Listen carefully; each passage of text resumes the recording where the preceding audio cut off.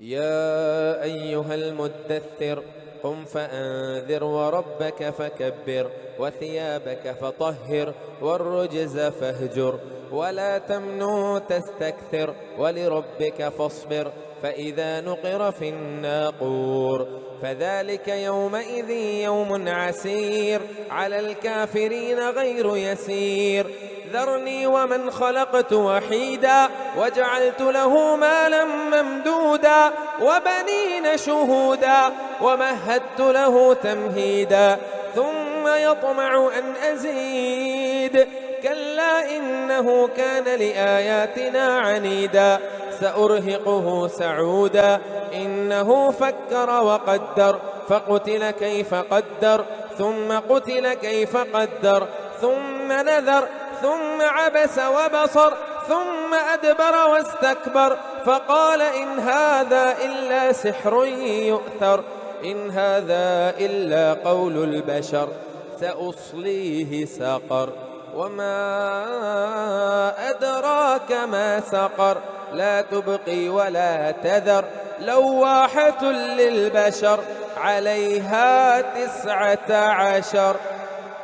وما جعلنا أصحاب النار إلا ملائكة وما جعلنا عدتهم إلا فتنة للذين كفروا ليستيقن الذين أوتوا الكتاب ويزداد الذين آمنوا إيمانا ولا يرتاب الذين أوتوا الكتاب والمؤمنون وليقول الذين في قلوبهم مرض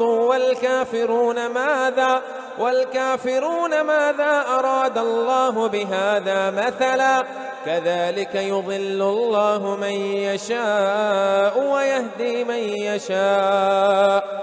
وما يعلم جنود ربك إلا هو وما هي إلا ذكرى للبشر كلا والقمر والليل إذ أدبر والصبح إذا أسفر إنها لإحدى الكبر نذيرا للبشر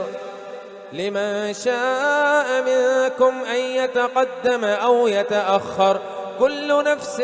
بما كسبت رهينة إلا أصحاب اليمين في جنات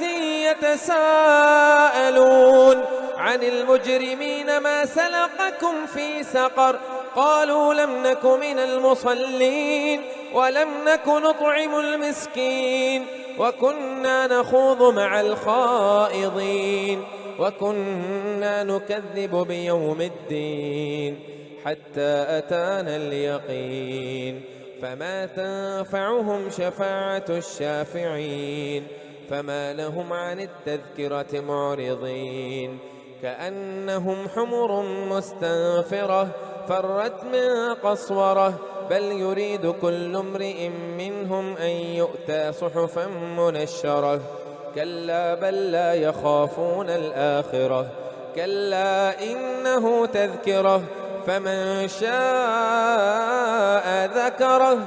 وما يذكرون إلا أن يشاء الله هو أهل التقوى وأهل المغفرة